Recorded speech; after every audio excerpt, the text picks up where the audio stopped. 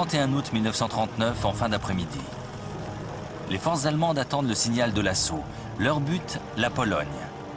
Les aviateurs étudient leurs cibles. Les chars rejoignent leur position. Aux premières heures du jour, ce 1er septembre 1939, des soldats du Reich revêtent des uniformes polonais et attaquent une station radio du côté allemand de la frontière. Ils laissent derrière eux quelques cadavres.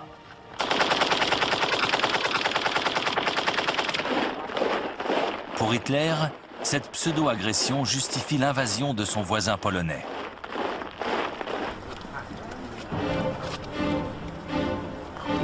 À 8 heures du matin, alors que la déclaration de guerre n'est même pas officielle, les troupes allemandes franchissent la frontière. Les unités mobiles s'enfoncent dans le pays. 2 jours plus tard, conformément à leur promesse de soutenir la Pologne, la Grande-Bretagne et la France entrent en guerre. Nous sommes le 3 septembre 1939. Les Polonais, eux, sont dans la tourmente. Inférieurs en nombre, les soldats polonais doivent faire face à un nouveau type de guerre pour lequel ils ne sont pas préparés. La Blitzkrieg, ou guerre éclair.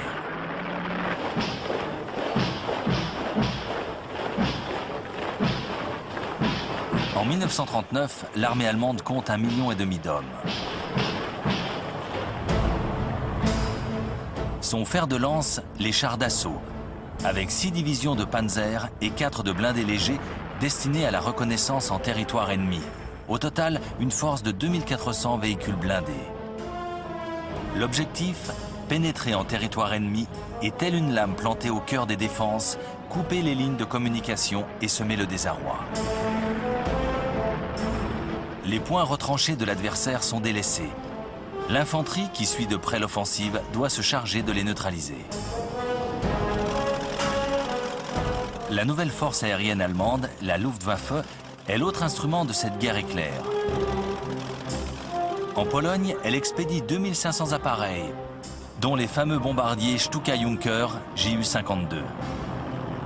La précision de leur bombardement en piqué soutient efficacement la rapidité de l'offensive terrestre.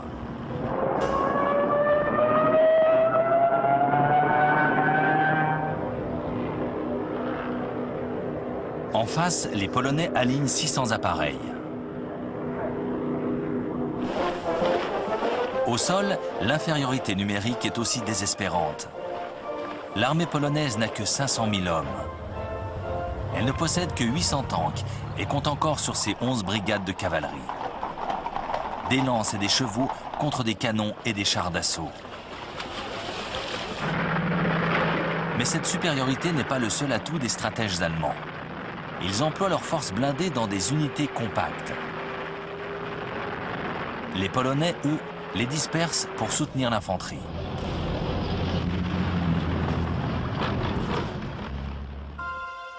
Depuis l'invasion de la Tchécoslovaquie, la défense de la Pologne est d'autant plus difficile que le territoire peut être attaqué simultanément de 3 côtés. La capitale, Varsovie, et tout l'ouest du pays sont à la merci de leur ennemi. Cet avantage géographique sert les plans des stratèges allemands. L'offensive massive des blindés doit faciliter la percée. Désormais, pour gagner, l'armée a l'obligation de prendre l'adversaire en tenaille, de l'entourer pour mieux le broyer. Pour réussir, le corps d'armée du général Fedor von Bock surgira du nord. Il lancera 2 offensives, une à partir du nord-est de l'Allemagne et la seconde depuis la Prusse orientale. Dans le même temps, au sud, le corps d'armée du général Gerd von Rundstedt ouvrira 2 fronts à partir de la Silésie et de la Slovaquie. Les crocs du prédateur se refermeront sur Varsovie et Brest-Litovsk.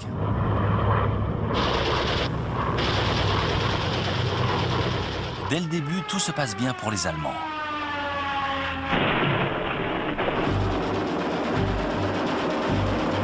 Avant la fin du 2e jour d'offensive, l'armée de l'air polonaise est clouée au sol.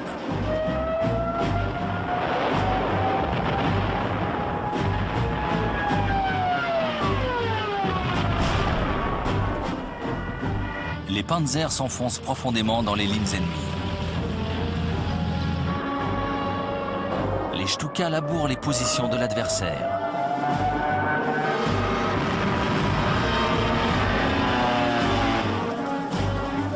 L'armée polonaise est démembrée, divisée en poches de résistance éparses. Les prisonniers sont nombreux. La légende veut que la cavalerie polonaise ait chargé les unités de Panzer. Acte héroïque et totalement inutile. L'armée polonaise est débordée par l'offensive éclair de son agresseur. Elle a été littéralement balayée. Le 8 septembre 1939, la tenaille se referme. Les troupes allemandes abordent les faubourgs de Varsovie. Le 17 septembre, c'est au tour de Brest-Litovsk d'être assiégé.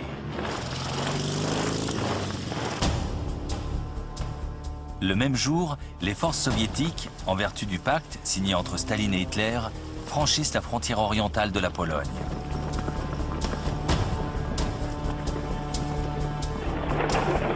L'armée polonaise recule sur tous les fronts.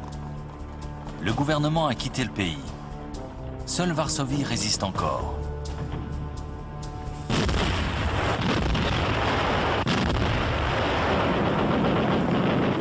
Ses défenseurs refusent d'abord de se rendre. Alors la machine de guerre allemande se déchaîne.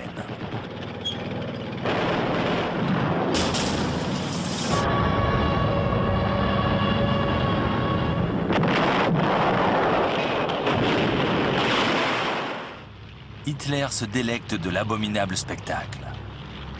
Quartier après quartier, il fait raser la ville qui défie son armée. Le 27 septembre, Varsovie exsangue se rend.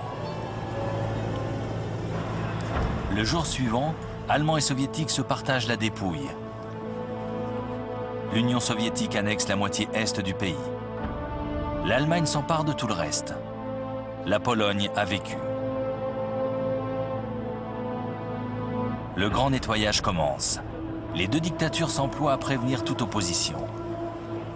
Les vagues de meurtres succèdent aux exécutions de masse.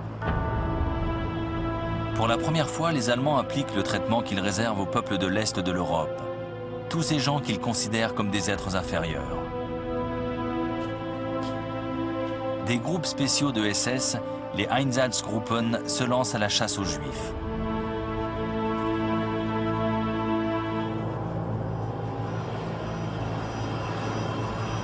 Les plus chanceux sont enfermés dans des ghettos où ils croupissent et meurent de faim. Les autres sont exécutés sur place.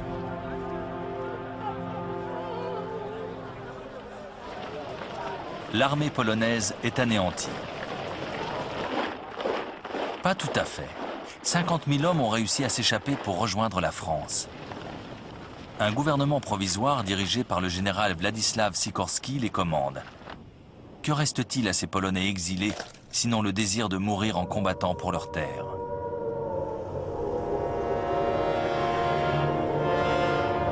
Triste présage. À Londres, les sirènes d'alarme retentissent au moment même où le Premier ministre Neville Chamberlain annonce le début des hostilités. En fait, malgré leurs engagements envers leurs alliés, la France et la Grande-Bretagne ont fait bien peu pour préserver la souveraineté polonaise. Hitler a toujours la main, car depuis que la guerre est déclarée, les deux pays ne savent pas comment réagir. La mobilisation a commencé. En prévision des raids de la Luftwaffe, les bâtiments publics se couvrent de sacs de sable. Les batteries antiaériennes sont en position, des refuges sont construits. Les enfants sont évacués hors de Londres.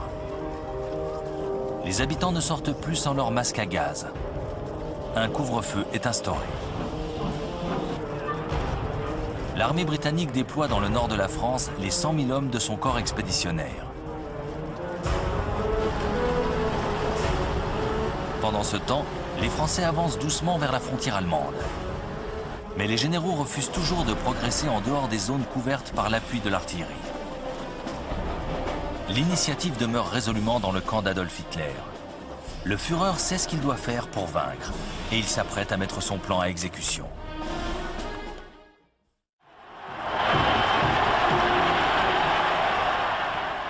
L'offensive éclair sur la Pologne constitue un retentissant succès pour le dictateur allemand. En 4 semaines, il a avalé un pays entier. Et il est loin d'être rassasié. 2 mois après la chute de Varsovie, en novembre 1939, il ordonne à ses généraux de planifier l'attaque vers l'ouest. Mais les officiers sont réticents. Le gros des forces doit être transporté du front de l'Est vers les bords du Rhin. Si l'offensive en Pologne a été couronnée de succès, les pertes sont assez importantes pour en tirer une leçon.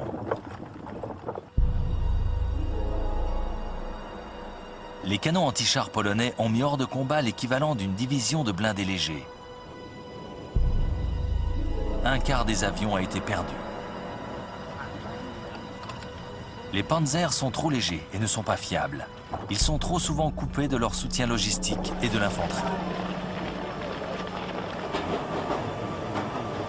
Après des débats enflammés, Hitler accepte à contre-cœur d'attendre le printemps suivant.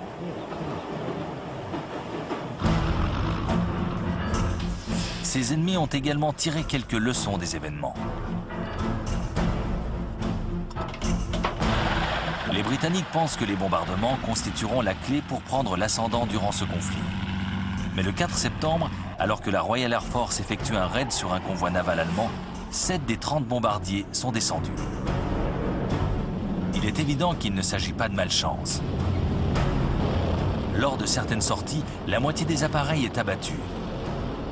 Les bombardiers britanniques ne sont simplement pas adaptés. Qu'à cela ne tienne, les raids auront lieu la nuit et les aviateurs ne lâcheront pas des bombes, mais des tracts, afin de ne pas provoquer de mesures de rétorsion.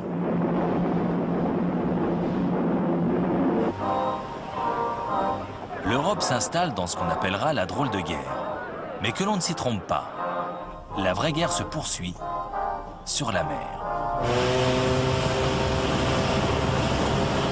En 1939, l'Allemagne hitlérienne est au milieu d'un ambitieux programme de modernisation de sa flotte. Le commandant en chef des forces sous-marines, l'amiral Karl Dönitz, prévoit de couper durablement les voies d'approvisionnement britanniques dans l'Atlantique. Pour arriver à ses fins, il a besoin de 300 sous-marins de haute mer, mais il n'en possède que 38. Malgré cela, Dönitz tient à ce que tous les U-boats prennent la mer le 3 septembre, premier jour de guerre contre le Royaume-Uni.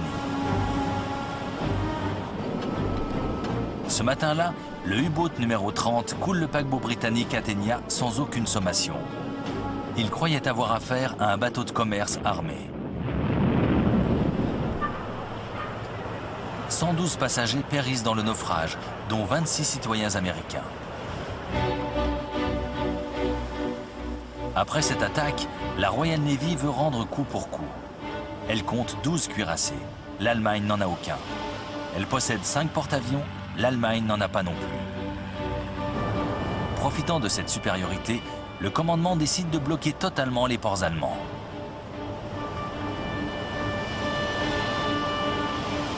Mais malgré l'étendue de ses forces, la Royal Navy ne possède pas assez de navires d'escorte. De nombreux bateaux de commerce doivent voyager seuls.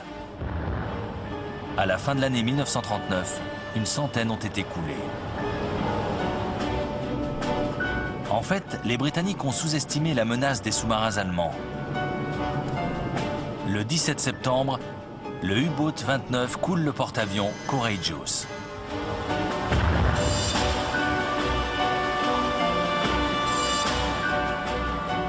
Le 14 octobre, le cuirassé Royal Oak est coulé par le U-boat 47.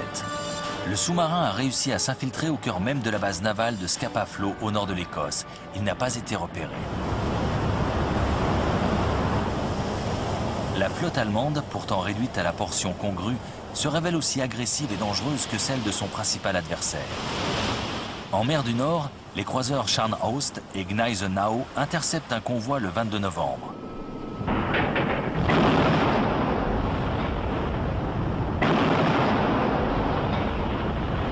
Il coule le navire d'escorte Rawalpindi, un simple bateau marchand armé. Mais c'est certainement le petit croiseur allemand Graf Spee qui cause le plus de dégâts. Il est conçu pour harceler les convois. Ses 11 canons peuvent écraser ses adversaires avant même qu'ils aient eu le temps de riposter. Son impressionnante vitesse de croisière lui permet de s'échapper sans être menacé. Le Graf Spee avait quitté l'Allemagne avant même que la guerre ne soit déclarée.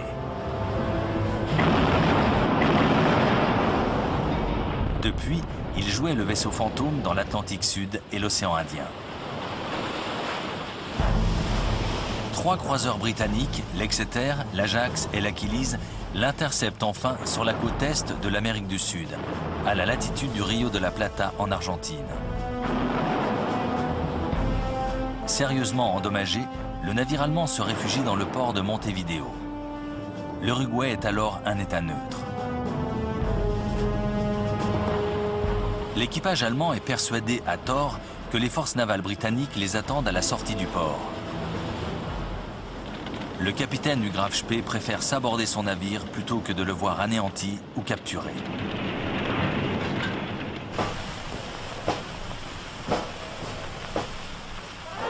À leur retour, les marins anglais sont accueillis en héros. Mais cette petite victoire est sans nul doute le seul succès enregistré par l'alliance franco-britannique durant l'hiver 1939. Une autre réussite est pourtant à mettre au crédit des techniciens anglais. Et cette découverte s'avérera vitale par la suite.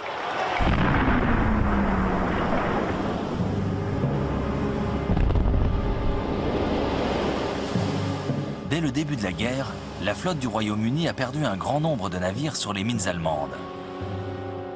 Le plus mystérieux, c'est que les bateaux coulés ne semblaient même pas avoir touché ces bombes flottantes.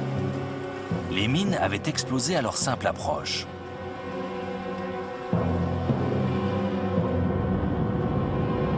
Mais dans la nuit du 22 novembre 1939, un avion allemand est surpris alors qu'il largue une mine dans l'estuaire de la Tamise. Préalablement désarmé, l'engin explosif est ramené sur la berge. Les ingénieurs militaires brisent son secret. Il est programmé pour se déclencher dès qu'ils détectent la signature magnétique des navires. Les ingénieurs parviennent à effacer l'empreinte magnétique des bateaux en faisant passer un courant électrique dans un câble de cuivre posé à même le pont. L'installation de ce dispositif réduit considérablement le danger que représentent les mines magnétiques.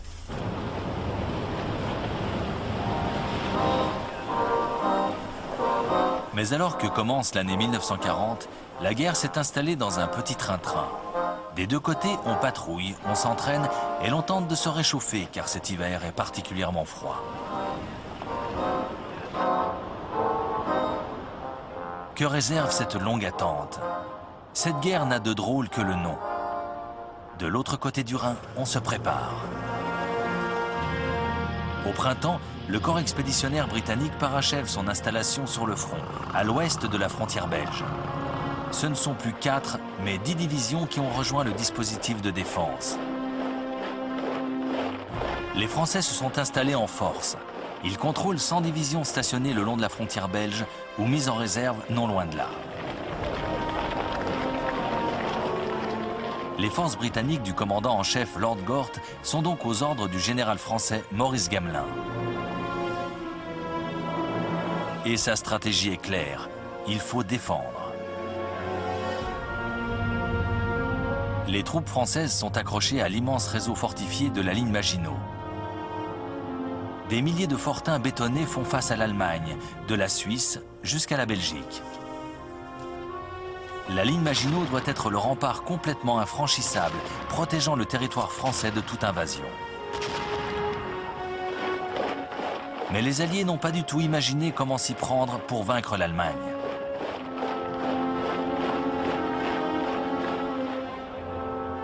Ils se contentent de regrouper leurs forces dans une nouvelle version de la Première Guerre mondiale. Ils comptent bloquer l'offensive allemande dès les premiers jours et s'enterrer pour faire face à tous les assauts jusqu'à ce que l'assaillant s'épuise. La partie d'échec est bien mal engagée. Aucun chef d'état-major ne semble considérer que les Allemands ont une autre stratégie en tête. Aucun ne prévoit que le coup suivant du Führer, après l'invasion polonaise, ne se jouera pas en France, mais en Scandinavie.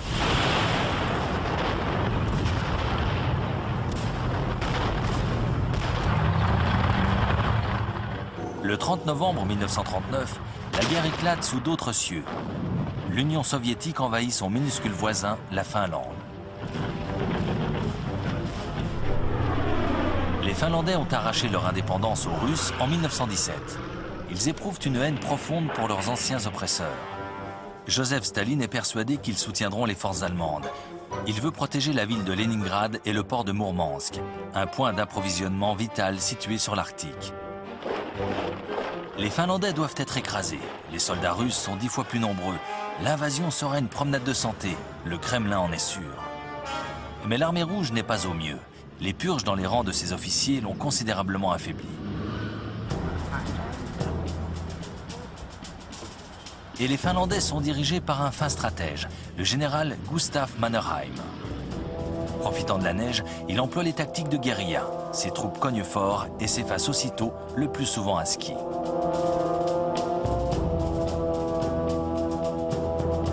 En France et en Angleterre, la résistance courageuse des Finlandais frappe les esprits. Français et Britanniques sont prêts, en traversant la Norvège et la Suède, à intervenir pour soutenir cette lutte disproportionnée. Ils en oublient même que ces deux pays sont neutres.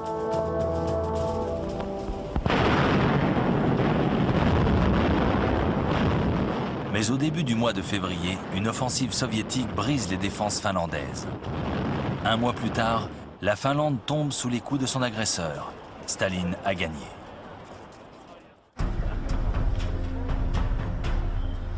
La machine de guerre nazie ne serait rien sans le fer, provenant des mines suédoises.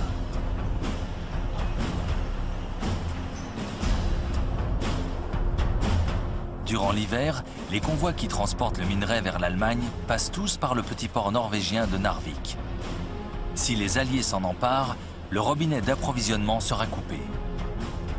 Ils échafaudent donc des plans pour envahir la Norvège. Au passage, le Danemark devra également être pris.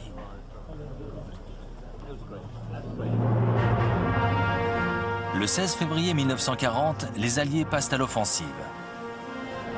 Le destroyer britannique Cossack aborde le navire de ravitaillement allemand Altmark. L'équipage est fait prisonnier puis relâché. Le bateau est capturé. Le 9 avril, les troupes allemandes débarquent dans 5 ports. Oslo, Kristiansand, Bergen, Trondheim et Narvik.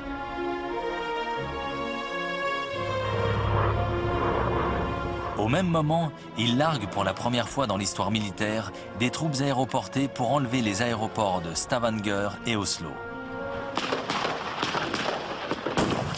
Pris par surprise, les défenseurs norvégiens sont vite débordés et battus. Tout comme leurs voisins danois. Les forces nazies occupent leur pays en moins de 24 heures. En Norvège, les différentes unités de débarquement s'empressent d'effectuer la jonction pour faire tomber les grandes villes. La Luftwaffe a la maîtrise totale des airs. Les Alliés réagissent enfin. Un corps expéditionnaire est chargé de reprendre Narvik. Le 28 mai, Français et Norvégiens battent les Allemands à leur propre jeu. Ce sera la seule victoire française de l'année 1940. Mais début juin, les Alliés sont obligés de se replier. Ils réembarquent, direction l'Angleterre.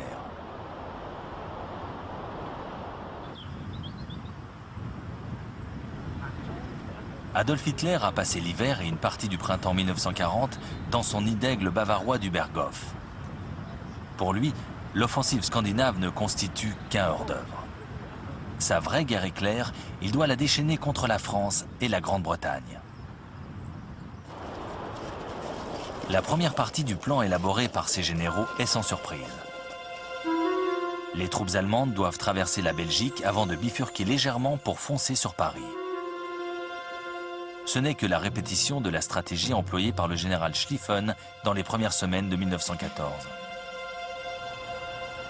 Les Alliés sont persuadés que c'est la seule stratégie possible. Ils y consacrent toutes leurs discussions préparatoires. Il prévoit que dès l'offensive allemande, les forces positionnées sur l'aile ouest du dispositif pénétreront en Belgique pour se retrancher le long de la Dyle et de la Meuse. L'attaque pourra être brisée dans son élan. Le 10 janvier, un événement vient conforter le bien-fondé de leur stratégie. Un avion de reconnaissance allemand s'écrase en Belgique, avec à son bord une copie du plan d'invasion. Les Alliés n'ont plus qu'un seul objectif, atteindre la Dyle et la Meuse, d'où ils pourront se défendre plus facilement. Entre-temps, l'état-major allemand a entièrement modifié ses plans. Le général Erich von Manstein a dénoncé le manque d'originalité de la première tactique. Il ne veut ni rejouer le scénario de la Première Guerre mondiale, ni voir son pays s'éreinter dans une longue et meurtrière guerre des tranchées.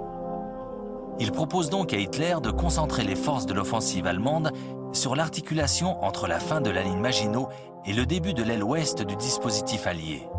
C'est là, au cœur de la défense, que se trouve le point vulnérable. Normalement, les régiments de Panzer ne rencontreront qu'une faible résistance dans cette zone du sud-est de la Belgique.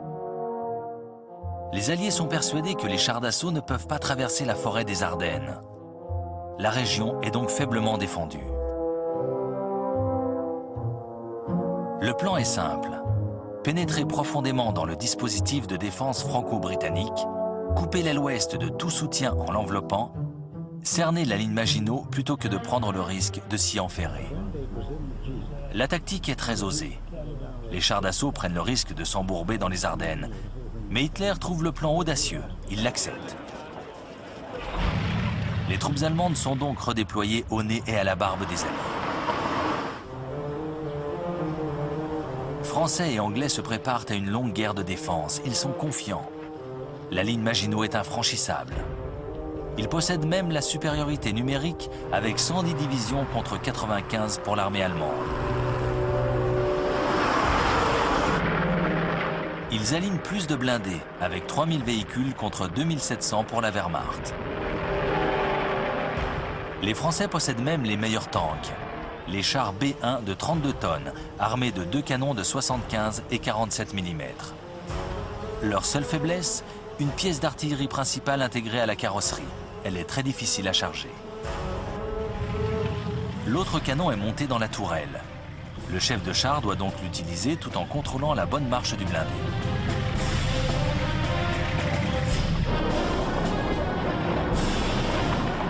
En face, les nouveaux Panzer Mark IV de 17 tonnes n'ont qu'un canon de 75 mm, mais les hommes d'équipage travaillent ensemble dans une tourelle plus spacieuse.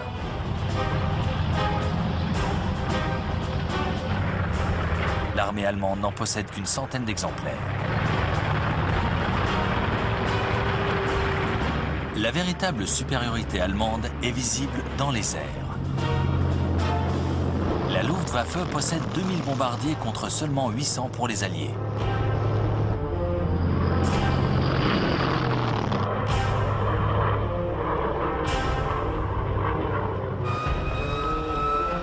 Elle aligne 4000 chasseurs, dont un appareil ultramoderne, le Messerschmitt Bf-109.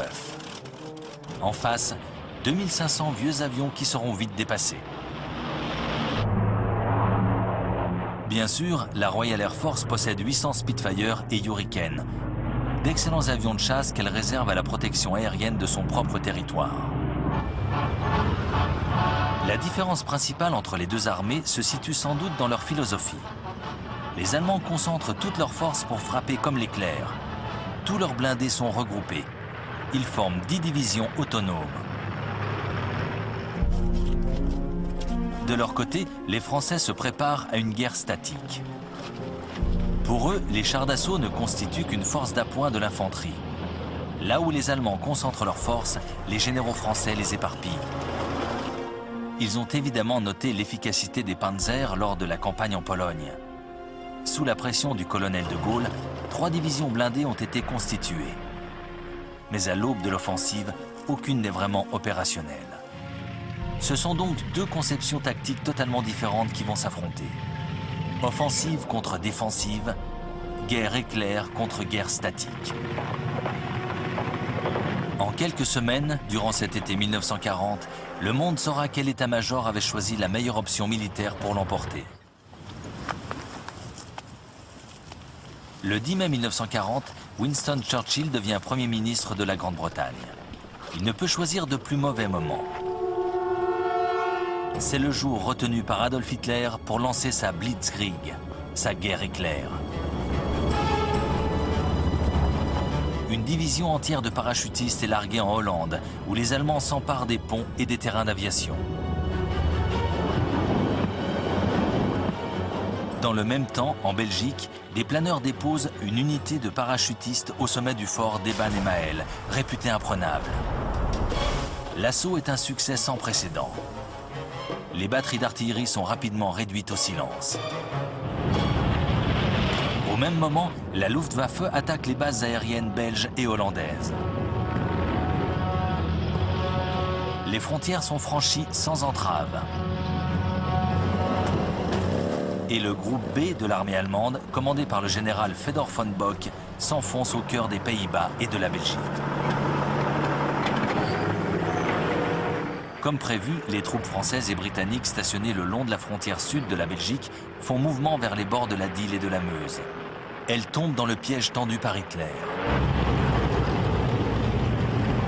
Aucun stratège allié n'a remarqué le mouvement du groupe A de l'armée allemande.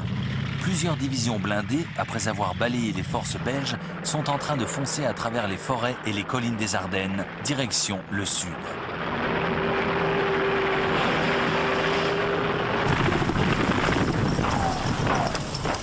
Au même moment, les Allemands crucifient les Pays-Bas.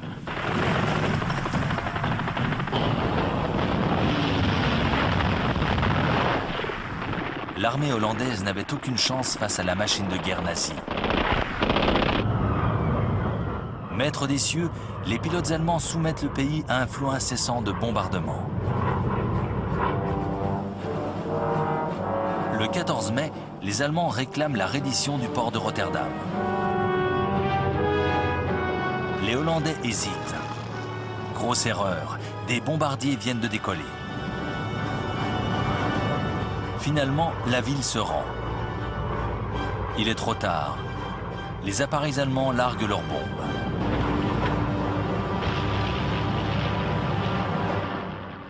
Rotterdam est rayé de la carte.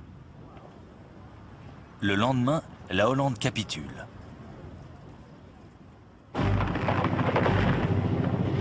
Mais le pire est à venir. Ce que Français et Anglais pensaient impossible à réaliser est en train de se produire. Les Panzers achèvent leur course dans les Ardennes. Ils franchissent la Meuse le 12 mai dans l'après-midi. La 19e Panzer Division du général Heinz Guderian, forte de ses succès en Pologne, atteint Sedan parmi les premières troupes de l'offensive.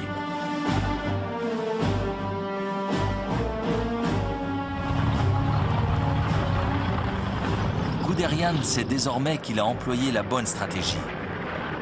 Il délaisse la ligne Maginot et n'attend même pas sa propre infanterie. Il fonce droit devant lui.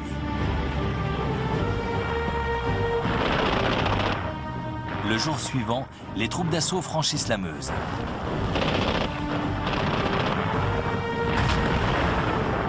Les hommes du génie réussissent à construire des ponts de bateaux malgré le feu nourri de l'artillerie française.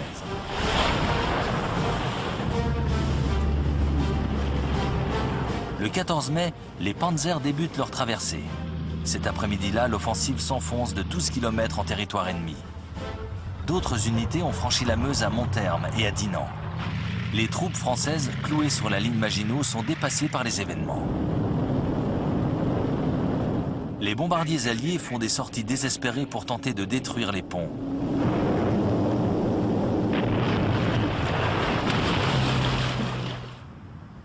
La plupart des appareils sont descendus.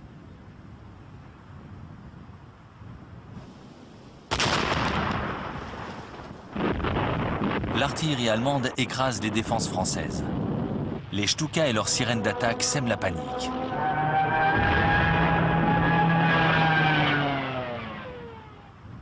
Trois jours après le début de l'attaque, les défenseurs français autour de Sedan lâchent prise.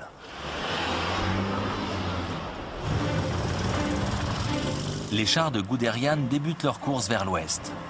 Au crépuscule, ils ont progressé de 60 km sur l'arrière des troupes alliées. Français et Anglais sont restés accrochés à leur position sur la Dyle. Mais le commandant suprême allié, le général Gamelin, réalise enfin que ses troupes vont être encerclées. Il leur ordonne de revenir sur leurs pas. Les troupes appréhendent cette soudaine décision de repli. Que s'est-il passé dans leur dos? Quelles forces vont-ils affronter? Sur les routes, leur progression est considérablement ralentie par un flot incessant de réfugiés désemparés. Le Premier ministre français, Paul Reynaud, téléphone à son homologue britannique. Il lui résume la situation en ces termes. « Nous sommes vaincus. Nous avons perdu la bataille. » Mais malgré l'efficacité incontestable de leur stratégie, les Allemands demeurent vulnérables. En se précipitant vers l'ouest, ils empruntent un long couloir de quelques kilomètres de large seulement. Les Alliés peuvent contre-attaquer. L'approvisionnement et le soutien des blindés composant l'offensive dépend entièrement des convois de chevaux ou de troupes à pied. Or, l'écart entre les panzers et l'infanterie se creuse d'heure en heure. Le 17 mai, l'un des officiers de l'une des toutes nouvelles divisions blindées françaises riposte. Par deux fois, le colonel de Gaulle lance ses chars à l'assaut de la ligne allemande, près de Crécy-sur-Serre. C'est la contre-offensive de la dernière chance. Mais l'état-major français n'a jamais prévu des attaques d'une telle ampleur. Chaque unité est éparpillée sur le champ de bataille. Leur coordination est impossible.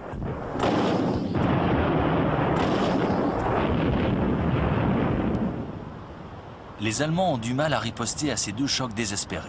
Ils perdent même beaucoup d'hommes, mais ils l'emportent finalement.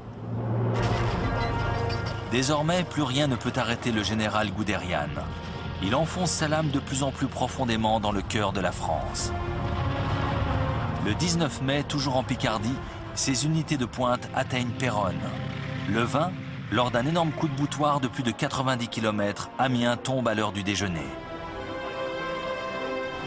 Abbeville, à 22 km seulement de la Manche, est franchi à 9 h du soir. Et à minuit, un bataillon de la 2e division de Panzer arrive sur la côte à Noyelles. Cette course à la mer a permis aux Allemands de couper le front allié en deux. Désormais, tout repose sur leur capacité de défense de cet étroit corridor contre lequel Français et Anglais peuvent lancer leur contre-attaque.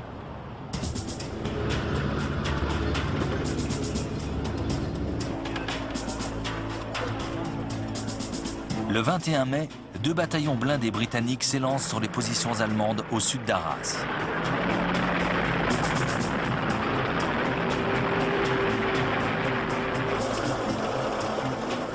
Les chars britanniques sont un peu plus adaptés au terrain que ceux des Français. Mais le Matilda II a été conçu pour soutenir l'infanterie. Parfaitement blindé, il est lent et faiblement armé.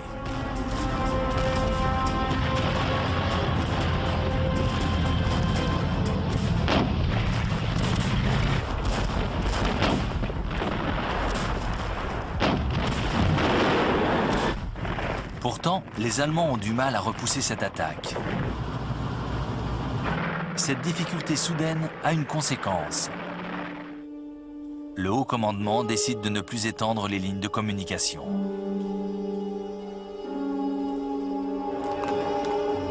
Les opérations de Guderian sont ajournées. La progression des panzers vers le sud est stoppée tant que l'infanterie ne les aura pas rejoints. Désormais, la priorité est d'éliminer le corps expéditionnaire franco-britannique. Il faut l'encercler, le harceler, l'écraser définitivement. Le 22 mai, les panzers de Guderian s'élancent pour l'achever. Les troupes alliées se sont maintenant repliées sur Boulogne, Calais et Dunkerque. Elles y sont piégées. Le 23 mai, le général Alan Brooke, commandant en chef du 2e corps d'armée anglais, déclare « Seul un miracle pourrait sauver les forces de notre corps expéditionnaire ». 2 jours plus tard, les Allemands entrent dans Boulogne.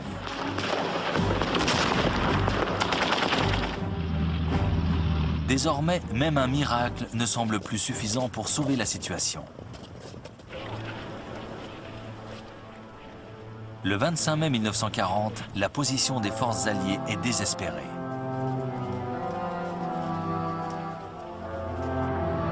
Le port de Boulogne est tombé. Les troupes allemandes isolent Calais. Les Britanniques se sont repliés sur le port de Dunkerque. Le commandant en chef britannique, Lord Gort, prévient Londres que seule une évacuation par la mer pourra sauver une partie de ses troupes. Le désastre semble complet. Les chasseurs bombardiers écrasent la ville sous une pluie de bombes. Les panzers sont déjà en position pour achever leur proie. L'évacuation apparaît comme un fol espoir. Dunkerque ne pourra pas tenir plus de 2 jours. Mais une décision d'Hitler va sauver le corps expéditionnaire de la destruction.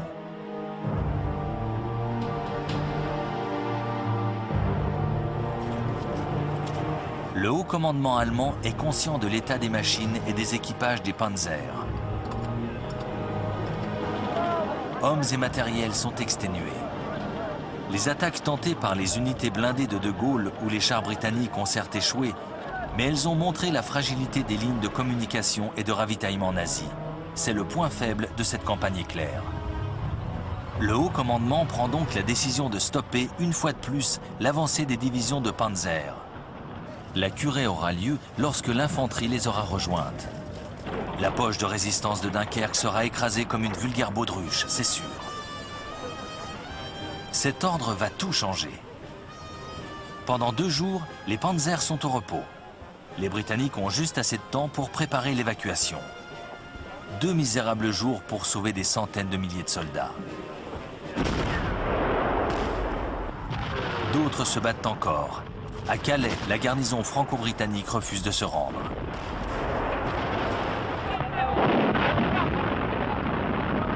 Les Allemands ne prennent la ville qu'après 3 jours d'un corps à corps acharné et sanglant. Lorsque le 26 mai, les Panzers se remettent en mouvement, le temps a changé.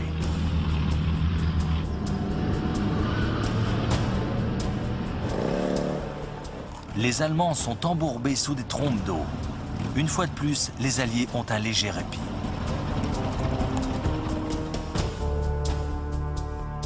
Le 26 mai à 19h57, le vice-amiral Bertram Ramsay, commandant la flotte à Douvres, reçoit l'ordre de lancer l'opération Dynamo. Désormais, chaque seconde compte. L'opération Dynamo doit permettre l'évacuation des forces du corps expéditionnaire britannique. C'est une action désespérée.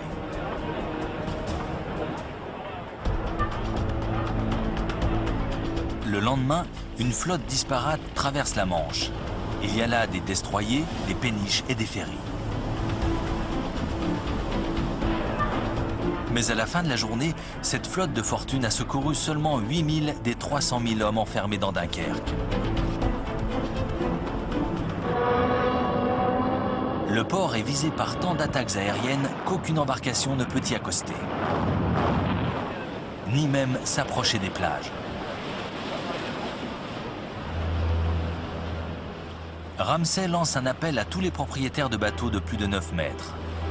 Des centaines de yachts, de navires de pêche et de barques quittent les ports du sud de l'Angleterre pour traverser la Manche. Ils sont presque tous pilotés par des civils volontaires pour aller sauver leurs compatriotes.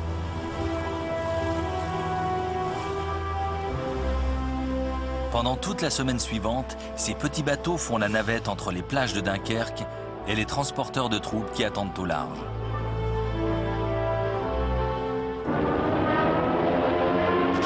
Ils sont constamment sous le feu de l'ennemi.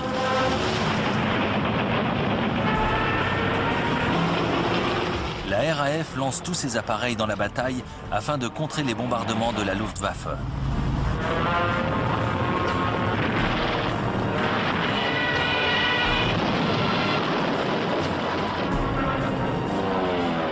Et pourtant, 7 destroyers français et 6 britanniques sont coulés. 24 navires de guerre plus petits les rejoignent au fond de la Manche. Un quart des 655 embarcations privées ne reviendra jamais. Mais lorsque l'opération Dynamo s'achève le 4 juin, 300 000 hommes, dont 120 000 Français, ont été évacués du piège de Dunkerque.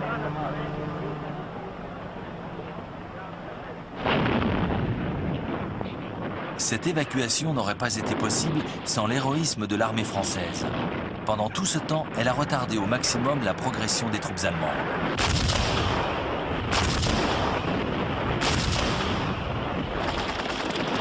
L'arrière-garde française ne quitte ses positions autour de Dunkerque qu'après le départ du dernier bateau.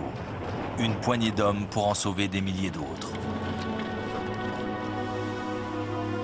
Un officier britannique comparera cette résistance désespérée à celle des Spartiates dans le défilé des Thermopyles.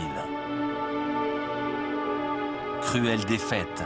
Dans l'affaire, les Anglais ont perdu bien plus que leur armement. Le Royaume-Uni ne se remettra pas de sitôt de ce revers. La France doit continuer le combat, amputée de la moitié de son armée. Ce qu'il en reste doit affronter 92 divisions nazies et tout leur armement.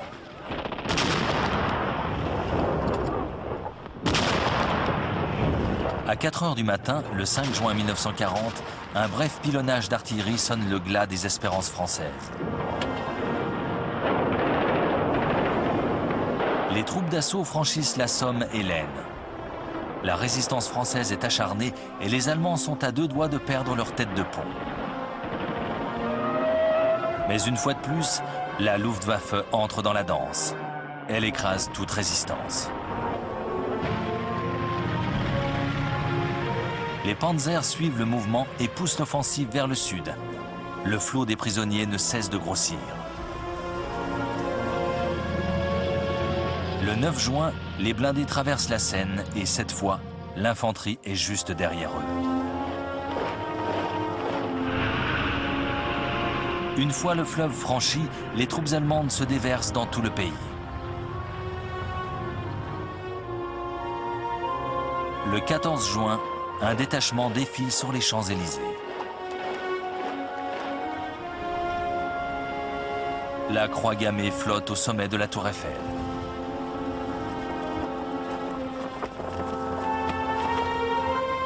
Hitler visite une capitale soumise. Il réalise enfin le vœu que le Kaiser avait fait en 1914. Les Français observent, abasourdis.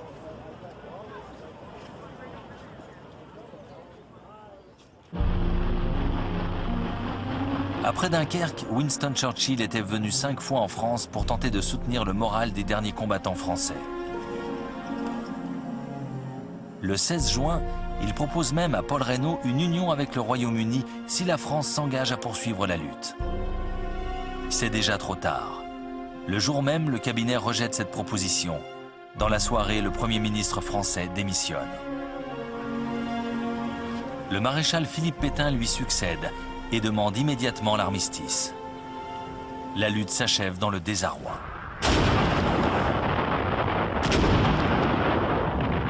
Avant d'accepter la reddition, les Allemands réduisent au silence la ligne Maginot, demeurée isolée sur le front de l'Est. Après une intense préparation d'artillerie et malgré des foyers de résistance sporadiques, les forts tombent aux mains des Allemands.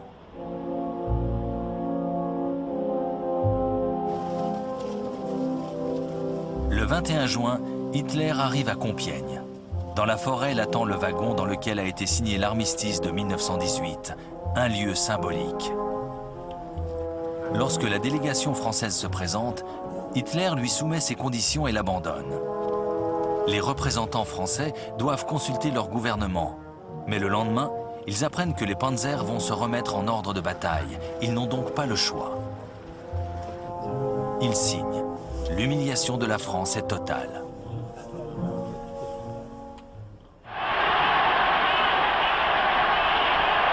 Hitler s'est rendu maître de l'Europe de l'Ouest. Il est d'ailleurs persuadé que les Britanniques ne vont pas tarder à demander la paix. Il pourra bientôt passer à l'autre étape de son plan de domination. La Blitzkrieg, la guerre éclair, lui a permis de remporter une étourdissante victoire. Mais il n'a pas encore gagné cette guerre. De l'autre côté de la Manche, le Royaume-Uni, certes meurtri, n'a pas l'intention de se rendre.